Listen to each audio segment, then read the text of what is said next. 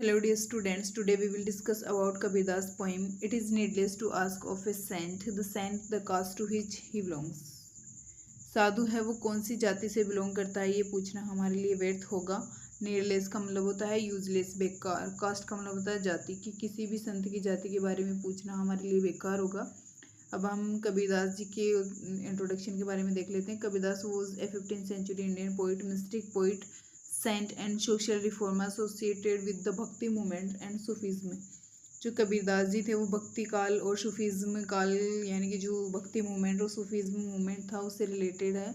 इनका birth 15th century के ये पोइट माने जाते हैं। मिस्टिक पोइट एक रहस्यमयी पोइट थे। सेंट थे जिसको होली मैन बोलते हैं।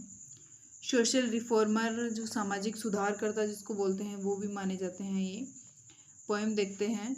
It is needless to ask of a saint the caste to which he belongs. किसी भी संत की जाति के बारे में पूछना व्यर्थ होगा।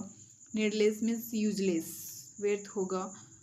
सेंट जिसको होली मैन, पवित्र, जिसको साधु हम बोलते हैं, जो कि स्पिरिचुअलिटी से रिलेटेड होता है। बिलोंग का मतलब होता है कि किस जाति से संबंधित है। कास्ट का मतलब होता है जाति। For the priest, the warrior, tradesman and all the 36 caste alike are the seeking for the gold। यानी कि किसी भी जाति का आदमी हो, चाहे वो प्रिस्ट हो, पुजारी हो, वॉरियर हो, चाहे योद्धा हो, ट्रेड्समैन यानी व्यापारी हो, चाहे योद्धा हो, पुजारी हो, वॉरियर हो या ट्रेड्समैन हो, ये कोई भी साधु बन सकते हैं। या फिर इनके अलावा जो 36 जातियों के लोग हैं वो भी भगवान की तलाश में जा सकते हैं। इट मीन्स वो भी साधु बन सकते हैं। साधु वही होते हैं जो भगवान की तलाश में चले जाते हैं। ये स्पिरिचुअलिटी से, जो आध्यात्मिक पावर से कनेक्ट हो जाते हैं, उसको बोलते हैं।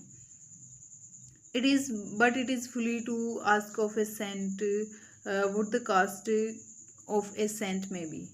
किसी भी संत के बारे में, उसकी कास्ट के बारे में पूछना, किसी भी संत से उसकी कास्ट के बारे में पूछना मूर्खता होगी हमारी।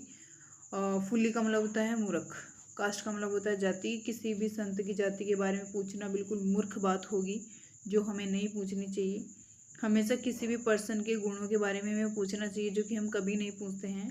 नेक्स्ट लाइन में बोलता है the barber has sought God, the washer woman and the carpenter, even Raidas was a seeker after God.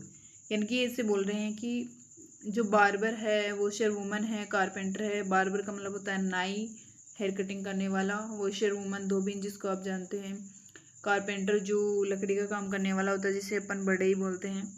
ये लोग भी, इन्होंने भी भगवान को खोजा है, यानी कि ये लोग भी संत बन सकते हैं और ये लोग संत बने हैं।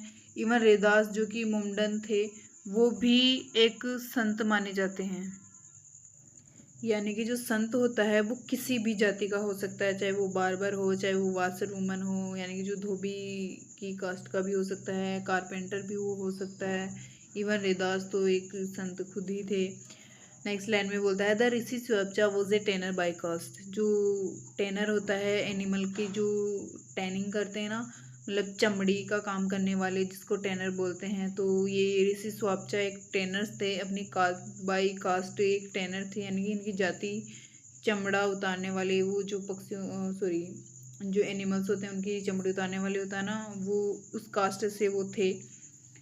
बट उन्होंने भी लास्ट में स्पिरिचुअलिटी को चुना है, यानी कि वो भी एक संत थे लास्ट में।